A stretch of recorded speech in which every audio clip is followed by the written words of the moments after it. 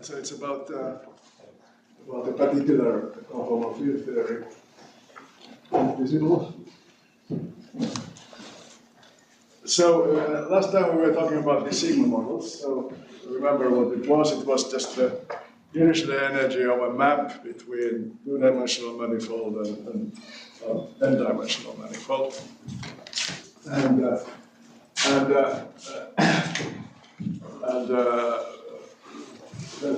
there's a Riemannian metric on the target space, and it was completely generally formulated, but a very important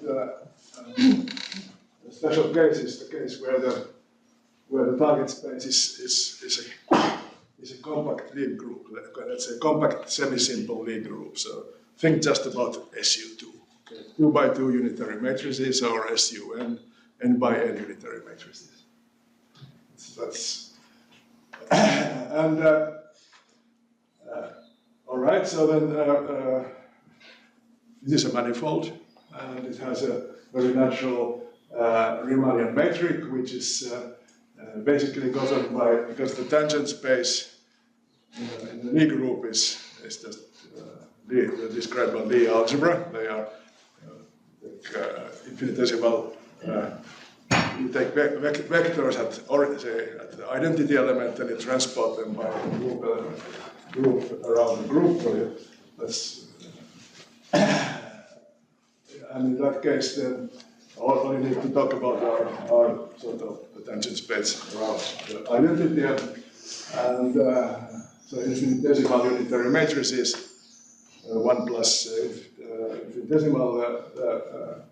The algebra is described by anti-Hermitian matrices. Okay, so I times Hermitian matrices. It's a real Lie algebra. So it's a linear space with real coefficients.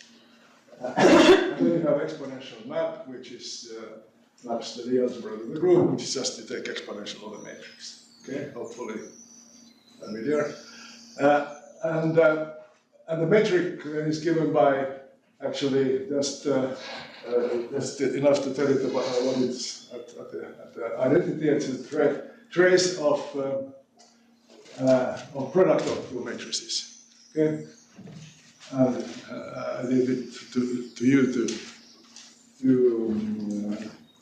check that this actually gives you something positive, something real, and then it's actually. In the case of semi-simple Lie group like the SU2 here, it's the minus the trace is actually a positive. It gives you a positive linear form. Okay, so then the sigma model, what we wrote before, if you now just take this and plug it into the formula with what I wrote last time, you will end up with an action like this. So you take functions from your two-dimensional surface to 2 by 2, or let's say 2 by 2 matrices. Take the derivative, complex derivative, and multiply it by the inverse, so that brings you to the unit element, and then just take another one and take the trace. That's the formula. It's very simple. Christoph wrote yesterday a discrete version of this action at some point of his talk, if you remember. So that's the group value. And this has an obvious symmetry, namely you can there's natural action of the Lie group on itself. Basically you can multiply from the left or from the right with the inverse, then you have an action of the group on itself, and this action is invariant if you multiply the G, which is spatially dependent, if you multiply it by constant matrices.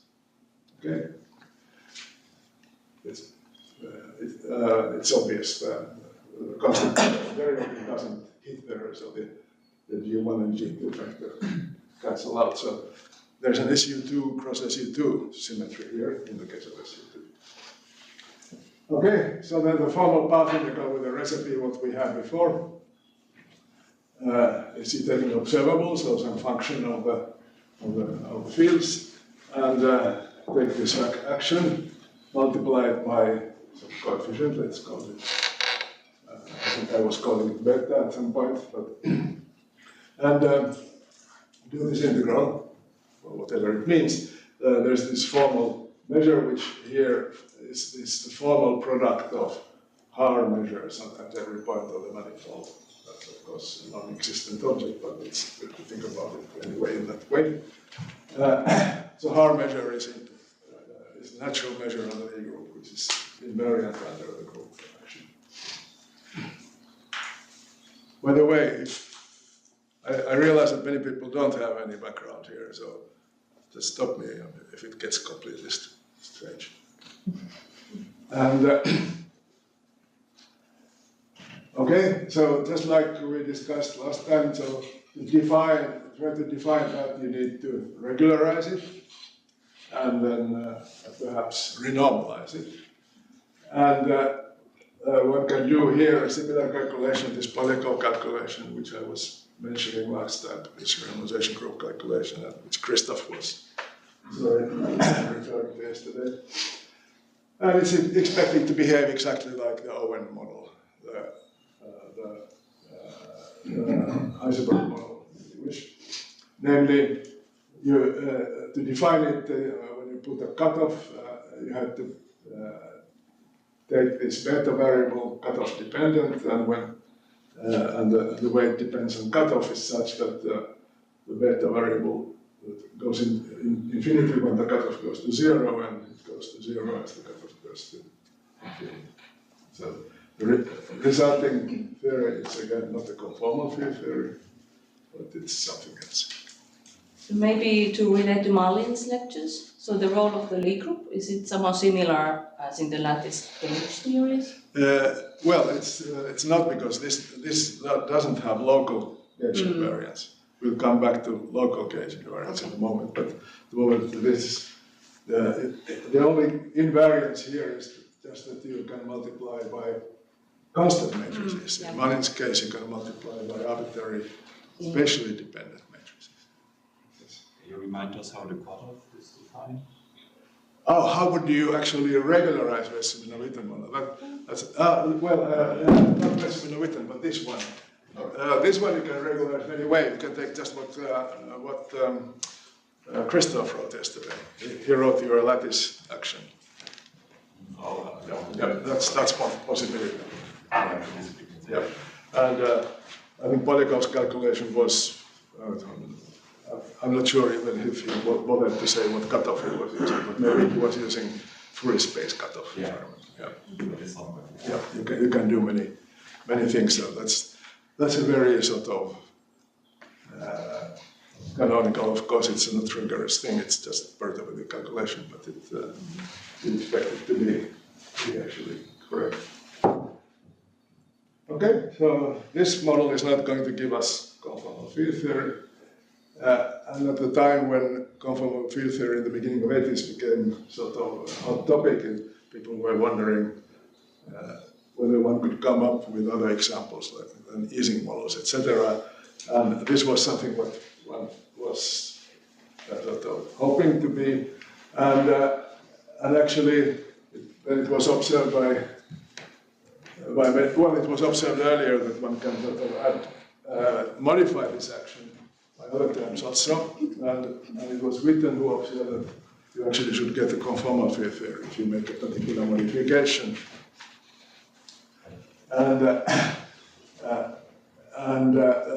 So I wrote to you last time a little one can add sort of a topological term, namely a term which doesn't involve the Riemannian metric at all. It's just depends on the differential structure of the manifold.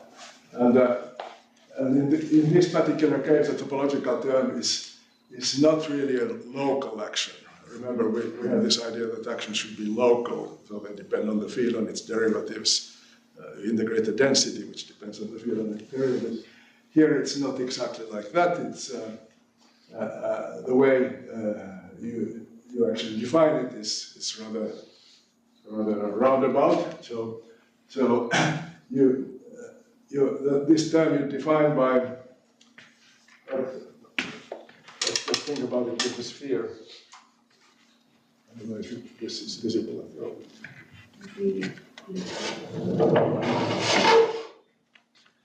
Okay, so if you have that sphere, so your field G is defined at the boundary. And now just let's suppose we have a smooth function on the two sphere. Well, let's just extend it to the interior, okay, to the ball as a smooth function. So then you have a smooth function in the three-dimensional ball with a boundary, and for arbitrary Riemann surfaces, do the same thing. Okay? Extend it to a three-manifold whose boundary the surfaces, and then you have a field in the three-dimensional space. So there's a natural thing which you can form in this setup. Namely, you take just the same differential form, G inverse dg, but now take 3 times 3 wedge products of it. So that's a free form. Maybe the notation is pretty sort of condensed. So that's a matrix, the G inverse dg. That's a matrix. Okay, I can write this as sum over. Let's just say that it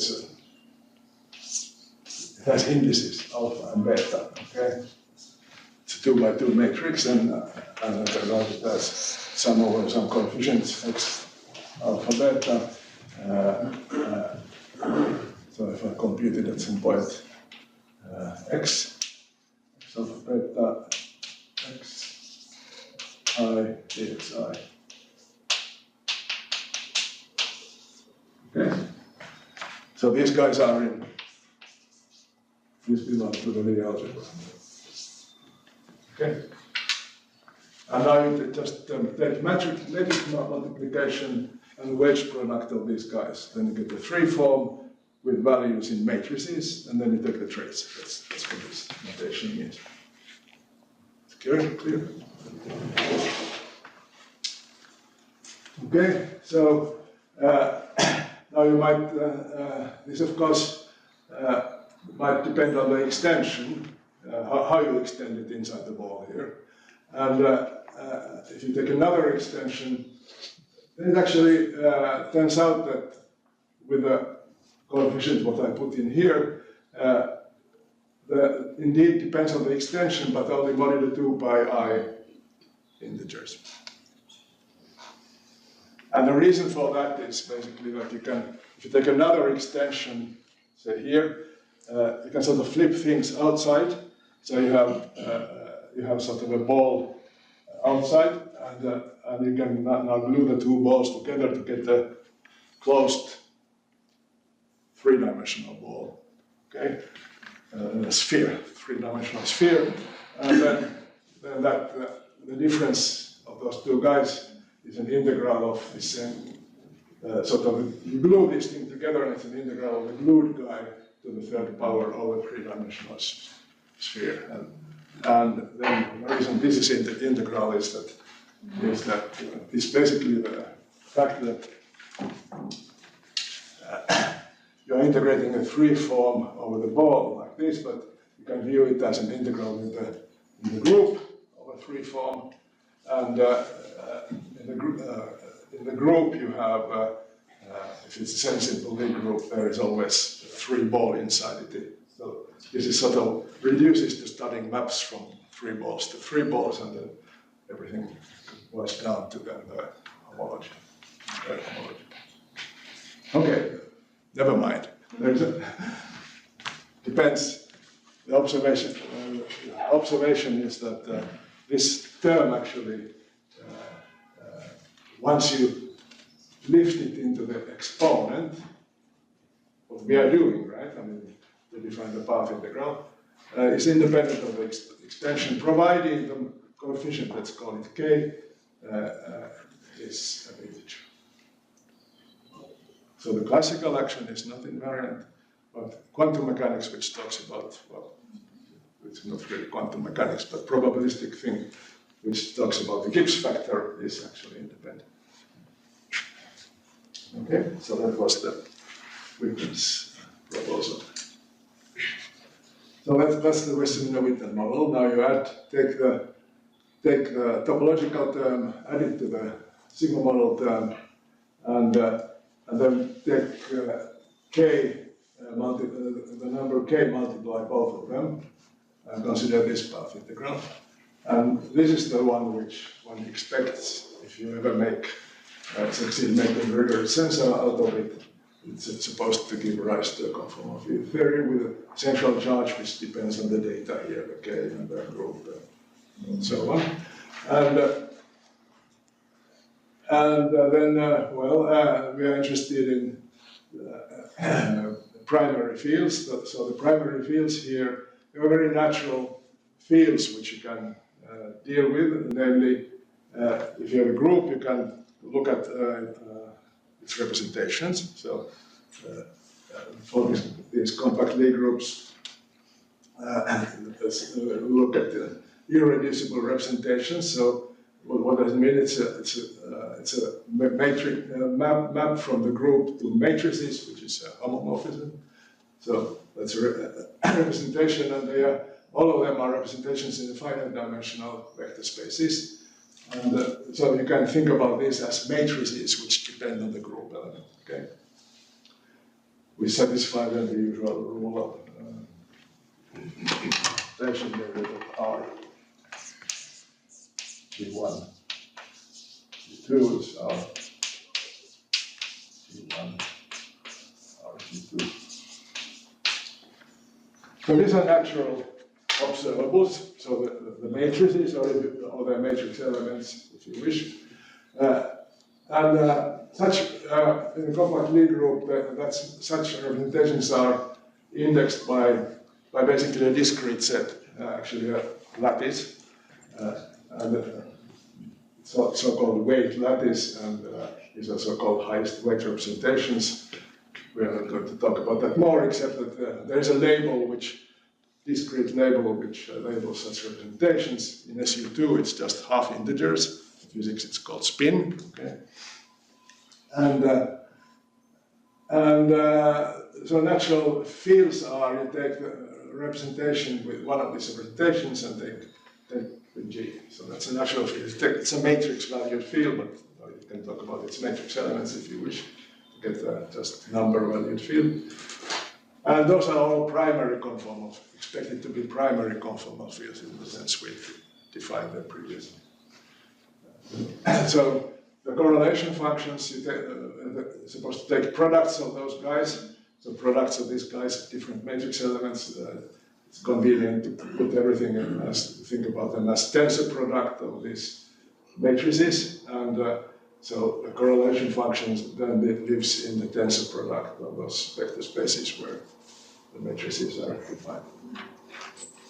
Okay. Now what's interesting here is that, these are indeed conformal fields, but that's not really the basic structure of this theory. There is conformal field theory structure, but there is another symmetry here, so-called Kac-Moody symmetry. And so I want to now go to that and let me compare it to what we did last time. So last time we talked about conformal symmetry in quantum field theory. How did we introduce it? We decided it's nice. Even if you don't have this Riemannian setup, it's convenient to introduce the Riemannian method as natural in the local action functional setup. So we introduce the Riemannian metric, and then you define the stress by looking at what is the response to the change of the metric that gave rise to a field, the stress energy tensor, and then we saw how that generates conformal word identities and the Virasoro algebra. So there was a nice algebraic structure emerging from that. And then we also saw that the correlation functions, they depend on this setup, this metric. The metric in particular they were diffeomorphism invariant, and they had sort of nice transformation under while also. So they basically depend on the complex structure of the surface. Okay. So they depend only on some finite dimensional. The space of complex structures is a finite dimensional space, and they depend only on the finite dimensional space of parameters in terms of the setup here. The Kac-Moody is very similar. Again, the Wess-Zumino-Witten has this. There's a stress energy, it's easy to exercise compute it, it's very easy to compute. I wrote it to you in the free field, but it's more or less the same calculation in the action, you don't have a metric theory, no? The way you wrote the action, you don't have a metric. I didn't write because I wrote it already in the complex structure, because we noticed last time that all these guys are actually diffeomorphism invariant, and then we can go to the complex coordinate. In Liouville you have explicitly a metric with curvature, but here the way the action is written, you don't really see the metric. Well, because I wrote it in complex coordinates already, but last time I wrote the sigma model in general coordinates. I could have done that here also. But you also have maybe talking about the sphere. It's in higher genus, the topological term. Well, in this picture I was talking about sphere, but here I had a surface all the time. So. Yeah, okay. Okay. Anyway, so that was the story there. Here we have exactly the same story. I mean, nothing changes from that. But there's another symmetry which you now introduce another concept, which is also very typical in physics.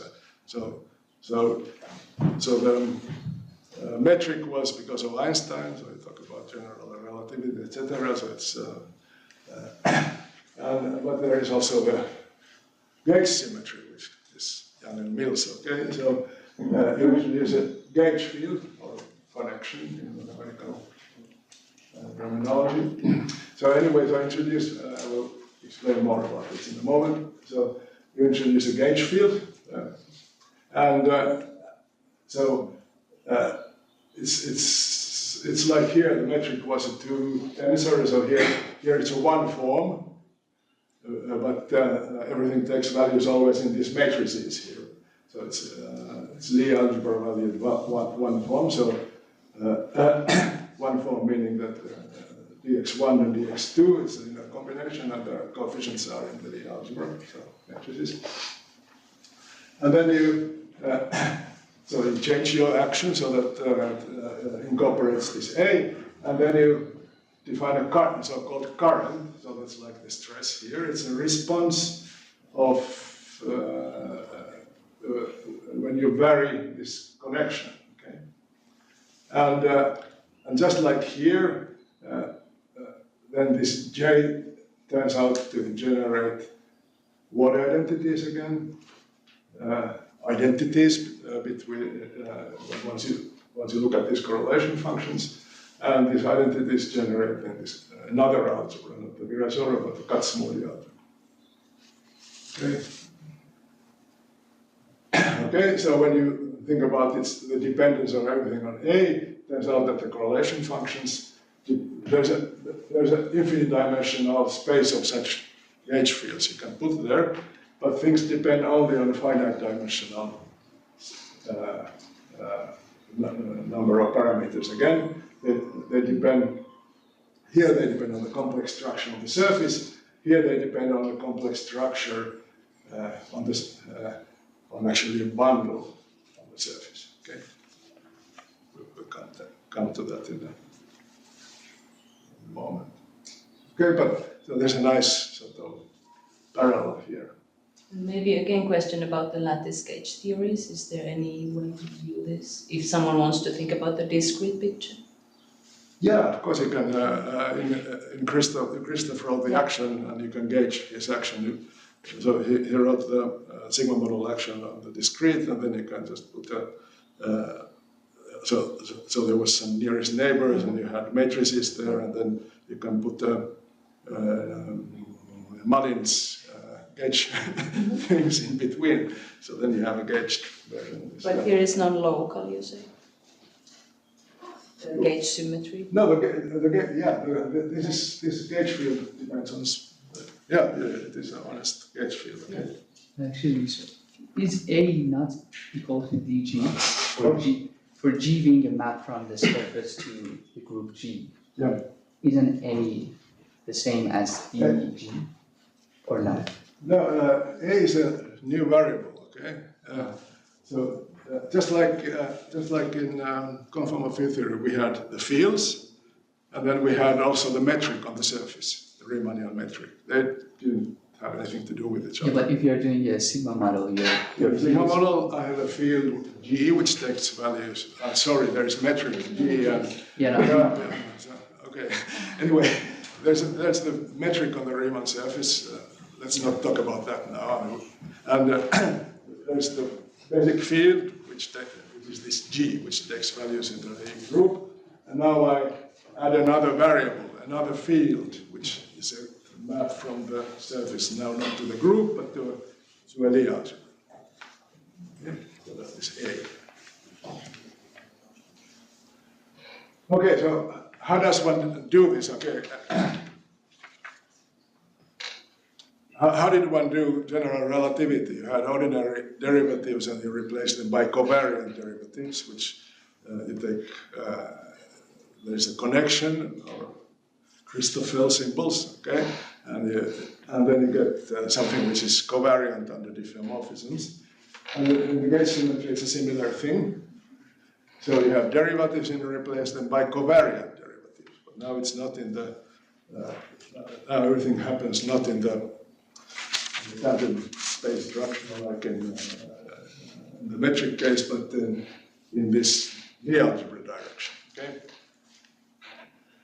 Okay, so we noticed that this action is invariant under left and right actions of the group. So always such a thing for local actions, not almost always. You can make this symmetry local, namely by local I mean that you can multiply by spatially dependent matrices from left and right. Okay, that's obviously not. Our action is not invariant because it involves derivatives, and these factors just don't cancel there. Okay, so the action is not invariant, but you can compensate that by introducing so-called gauge fields. Okay, so they are Lie algebra value in one form. So I have two actions here that we call left and right. Okay, multiplying one matrix from the left and another inverse actually from the right. So you take Lie algebra value in one forms, namely you take one for left and one for right, and they are like I wrote here, so they have a matrix times dx1 and another matrix times dx2. And then we replace the ordinary derivatives in the action by covariant derivatives. Remember our action had these derivatives. Covariant being that you multiply from the left by one of these one forms, so that's and from the right another one. And now if you do gauge transformation, namely you transform both your field by multiplying from left and right like that, and you change the A according to this rule, which is sort of discrete version, maybe what Malin was writing earlier, continuous version. Then everything is invariant. Namely, if you change G and A simultaneously by this rule, then you get the invariance. Now that's just okay. You can do that, but now I added something to the model and then I got some invariance. But what do I do with that? Actually, nothing. Nothing comes out of this when I do it for the sigma model. But actually, this model becomes much more interesting for the Wess-Zumino-Witten model. note for the topological term, we wouldn't know how to do this because your topological term, we lifted everything in 3 dimensions and you don't know what to do with that. I mean, this recipe doesn't go there. It took for a while for people to figure out what actually is going on. That was basically Witten. And there is actually much more interesting symmetry here when you have the topological field term. So again, let's write now that we have the underlying complex structure on the surface. So every one form can be written in terms of complex one forms dz and dz bar. So I keep the complex structure of the surface fixed, and now I write everything in those complex coordinates like I've been writing already, as Kovar was saying. But so the coefficients are just some linear combinations of the real basis, and that's what you have to do. Okay, it's highly non-obvious when you look at it. When you start playing around, you see that well, maybe something like this, some variation of that could work. And anyway, that's what it is. So. Note, if I did this change, what I said before, by replacing derivatives by covariant derivatives, then in the action functional, what we had here, if I replace the derivative d by d plus a, then I get, of course, a, something where you get the a from here, so then a times such an object, and then you get from here also such a thing, and then you get even an a squared term, okay? Sorry, on this slide, what is SG, like previous one? What is SGG comma A, like at the bottom? What is that action? The action at the bottom. Yes. I think you go back again to the formula of SG. The action. Yes, that was the original, this guy here. This one? Without the The sigma model, topological. without the topological term, just here. So the dependence on A. Here is no A, but now I modify it. Okay. Now I modify it.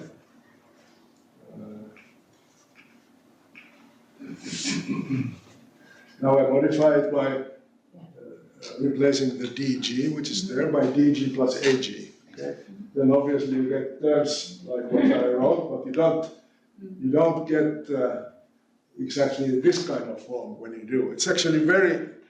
If you really are interested in the subject, you should do this algebra. It's sort of frustrating for a while, but then.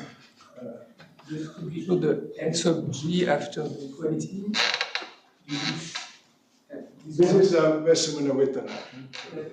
The second one, this one. That means with a equals 0. So you don't want the progress. Yeah.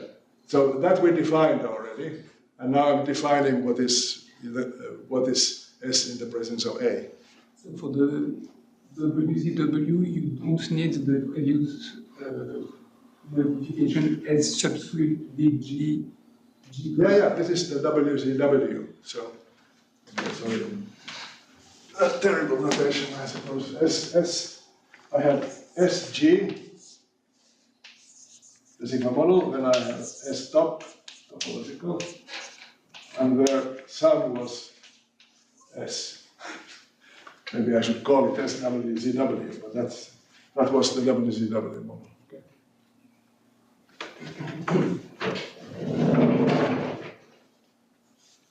Sigma model. That's a topological term.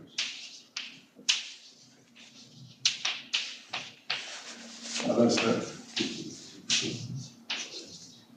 Okay. And then all these acrobatics, you kind of accumulate everything from the sigma model and the topological together, and then tell us it looks like that. Okay, so acrobatic is so far, this, I define this like that, okay? And then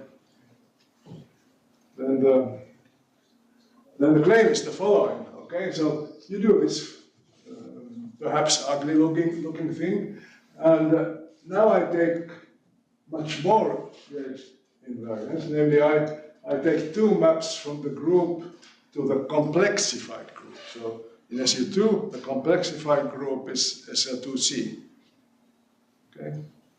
So 2 by 2 unit determinant complex matrices. And so now I have twice as many degrees of freedom. And I do this gauge transformation, same formula as I had before, but I completely independently act on the Z component, so the homomorphic direction, and completely with the H2, the other one. In physics, these are called chiral gauge transformations because, well, for long reasons, let's not go to it. And then there is a non-trivial calculation. Again, if the ones who are interested in should do this, and I give you a hint how to do it.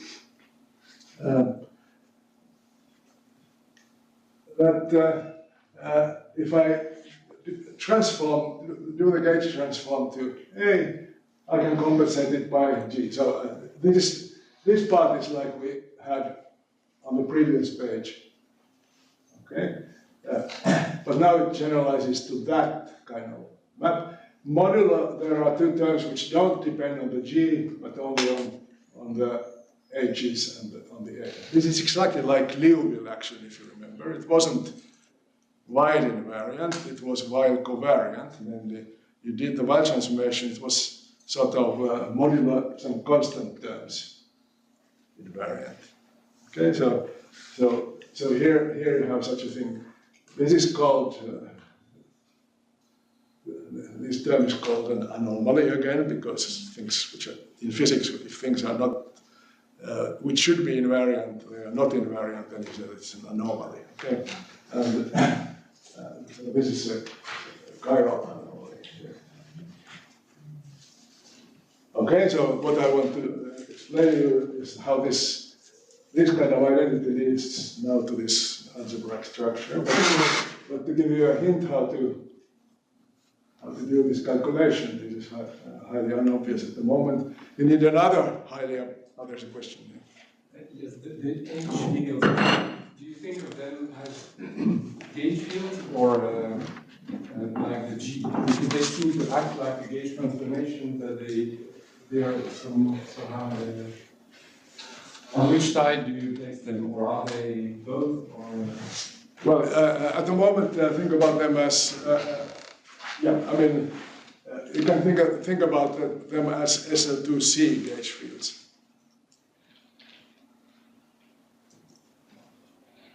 In the case so of they are flat in a sense? Well, we come to the flatness, etc. in a moment. Yeah. Okay. At the moment, they are just arbitrary. Okay, so. There's an amazing formula what this Wess-Zumino-Witten action, and again, I'm sorry, now S sigma, sorry, so sigma refers to the surface, so this is works on every surface. So S is the Wess-Zumino-Witten action, just the one I wrote before, which I called S, okay? It has a very funny form, sort of strange formula, namely, it's almost sort of multiplicative, multiplicative additive in the sense that if I take two functions, group-valued functions, and put it into the argument, it's almost additive, but there is some sort of cross term coming. And the cross term is, these are these things which have the topological term, etc. So these are the Wess-Zumino-Witten term. But there is cross term which is, something like something local and not particularly ugly, okay?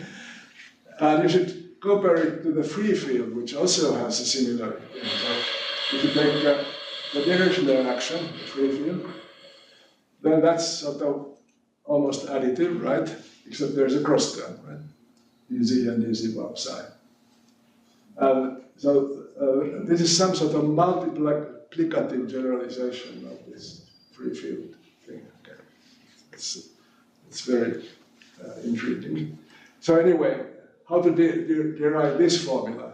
That I leave it to you as an exercise. The only thing you need to do is to figure out the topological term.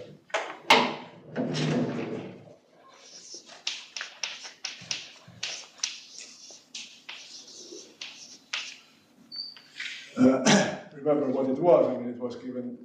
You can sort of extend both of these.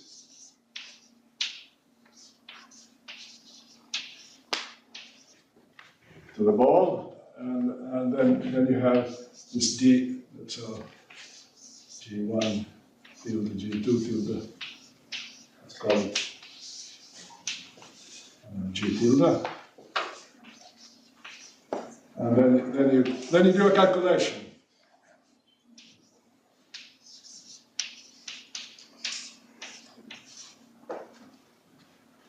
And a calculation is that this is G1 tilde minus 1 G1 tilde cubed plus another one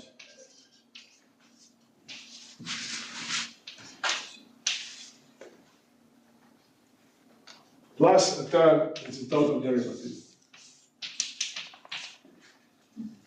Nice exercise, okay? Total derivative, you can integrate by parts and you get the local term in the action, and that gives more or less part of this term. So then something comes from the non-topological term also. That's homework. So is there some way to view this in terms of the co-cycle for the Kac-Moody algebra or a corresponding group? This identity here. This gamma.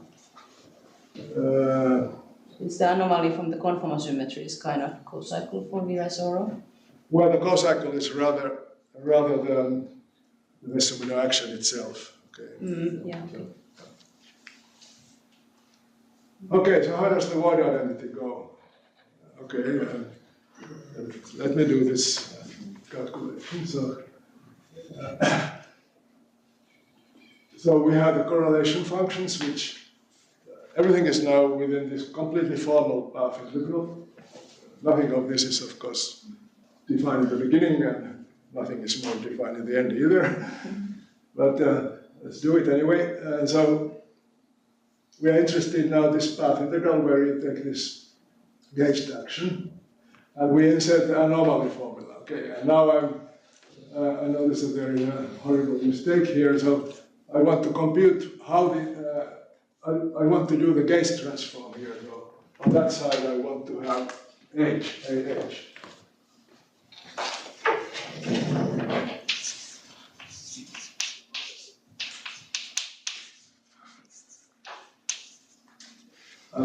And I want to see if I can how does it depend on the H.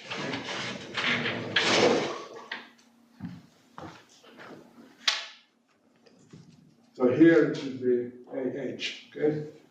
Well, then I use the anomaly formula for the action. Remember, with AH, and I had the formula here. So I get some terms which don't depend on G, and then take the G dependent term, right? Okay, so those come out, and then I get the H's here. And now let's make a very bold change of variables in the path integral, namely just make a change of variables using invariance of the Haar measure. Make a change of variables from this to that. So I get rid of the guys up here, and they get transported inside here, of course, because I have to make it multiply G from left and right by H2 and H2 inverse, H1 inverse. So that's what I get when doing that. And then using the fact that this is a representation, that's multiplicative, then these H's come out. So in the end I get this so-called anomaly term. Then I get the rotations from left and right by the matrices, and the correlation function without the AH. Here I should have AH, and here I should have A. Okay. So again, writing it, for instance, for the partition function. So if I just had expected value of 1, then this is given by A times S H1 Z plus S H2 inverse Z bar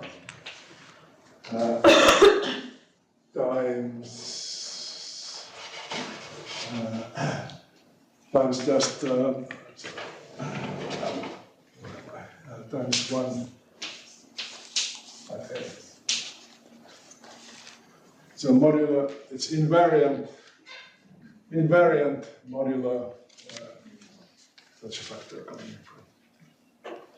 And once I have this fields, then out comes some representation. A natural thing. That's natural what you would expect to get anyway. Even when you make a spatially independent, just constant transformations. Okay? So how, like, if you take H1, H2 the same, it's the adjoint representation? If you take H1, the adjoint of H2, then you get the usual G cross G kind of. Okay, so, well, okay, just like in the Virasoro case, we had the Weil transformation. We made the Weil transformation, and we got more or less invariance modulo Weil anomaly, and here we get invariance modulo this kind of term here. And these are the natural ones, just like in conformal weights, etc. we had there. So then I can just look at again the response. So I take the variational derivative at a equal to 0 and call it now J. Then I call it T, the energy momentum tensor. Now is called the current. Okay? And I can take also, notice, so the variation of the Z bar component of A will be the Z current, and the variation of the Z component will be the J bar. Okay. Anyway, that's just notation.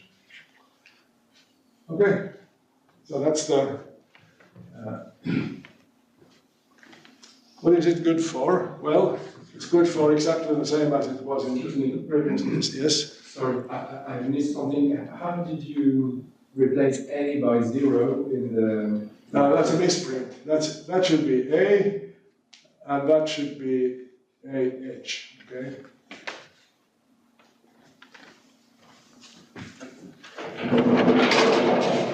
So the right formula should have AH on the left-hand side and A on the right. Sorry, thank you.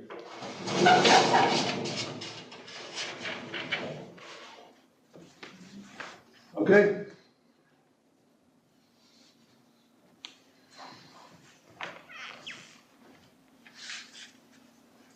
So how does it go then?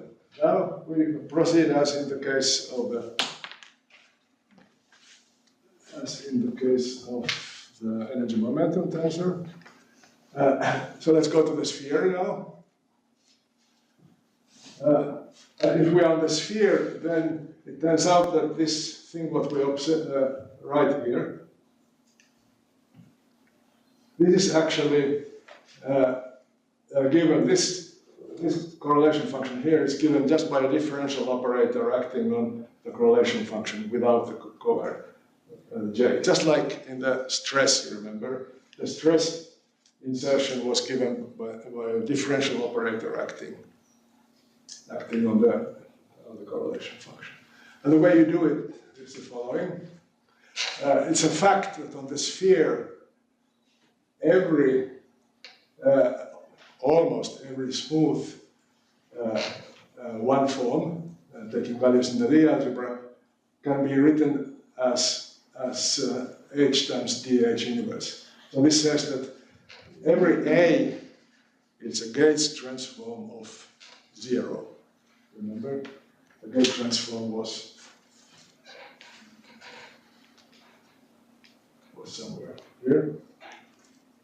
If I look what is the gauge transform of 0, then there's nothing here, just this, okay? So it's a fact, and we return to that later if we have time.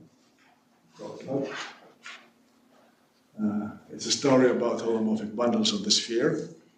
The moduli space is simple there. And so this differential equation can be solved on a dense open set of smooth A's. That's a fact, okay?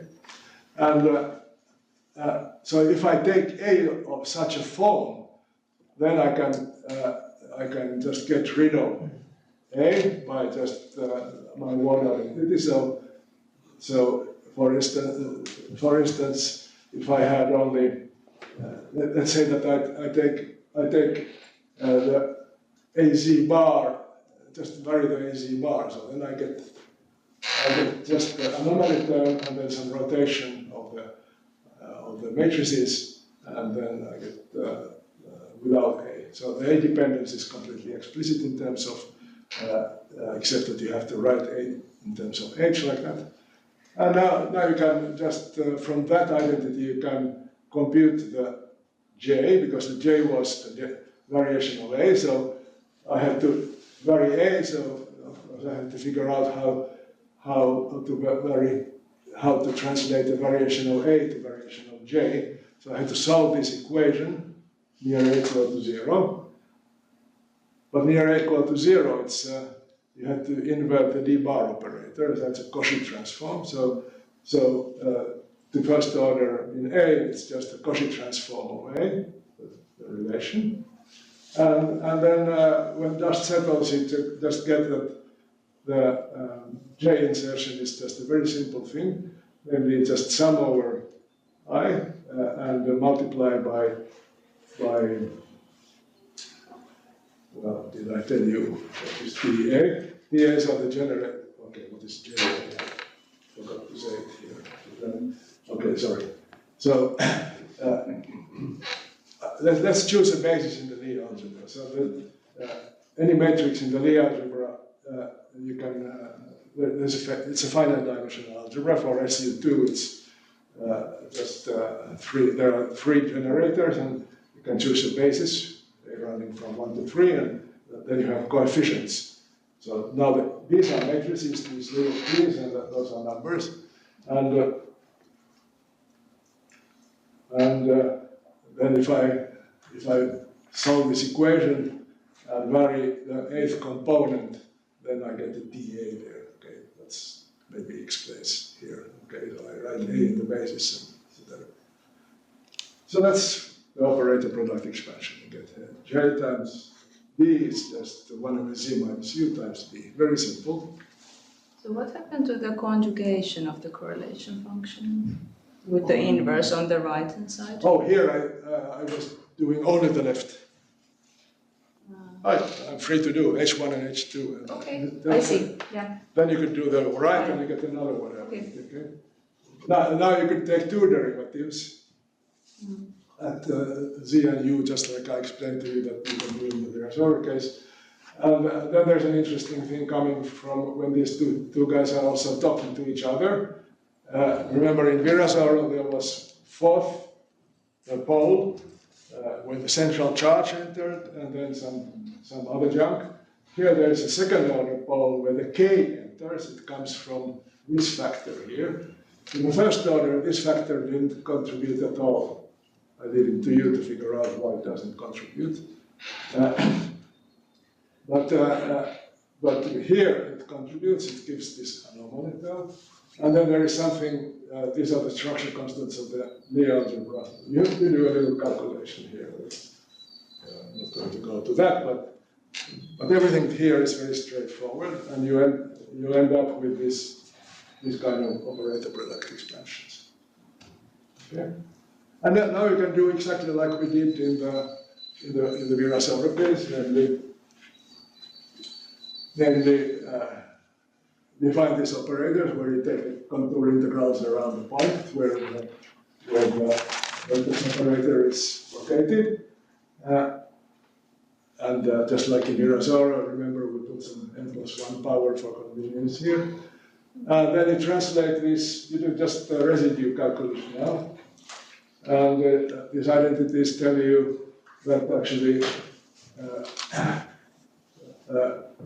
well, basically this identity here, you get the second order from the second order pole and the first order pole, you get something. And once dust settles, from the first order pole, you get the JA, JB is sum over FABC, JC, and M plus N. So that comes from the first order pole, and from the second order pole, when the K enters, you get such a term. This is called Kac-Moody algebra. It's, this part here is just what Lie algebra would be. Lie algebra is described by this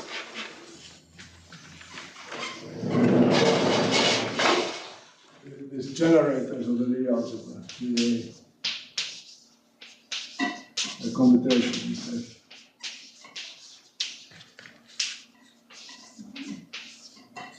Okay, sum over C. Okay. Well, then there is this extra index n,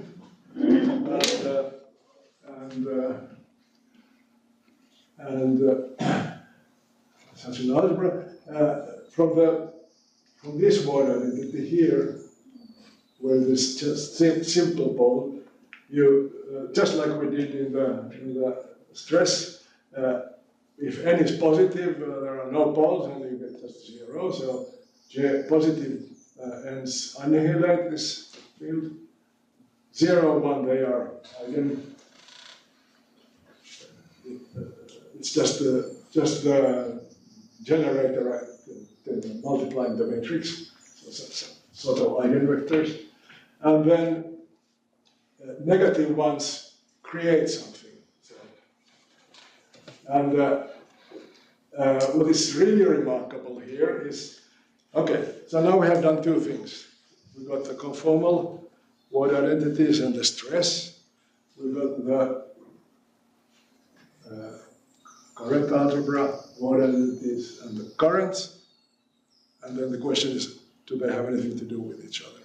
And the miracle is that, yes, the stress is actually, the Virasoro generators are actually given as bilinear combinations of these J's. It's not completely surprising if you think about the classical theory, because if you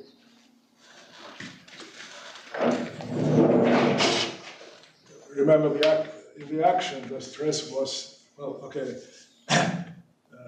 if you write the stress Tz, Z, if you write it as, it was a variational derivative with respect to the metric, if you apply it to this Wess-Zumino thing term, modular constant, it's basically J is current squared. Let me just put it like that.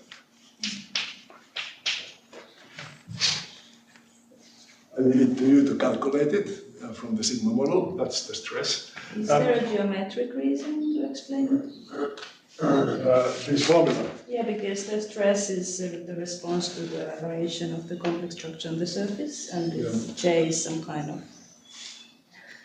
On the classical level, I'm not sure. Okay. Stress will be J squared, and then if you write this in terms of Fourier expansion, you end up something resembling that on the classical level.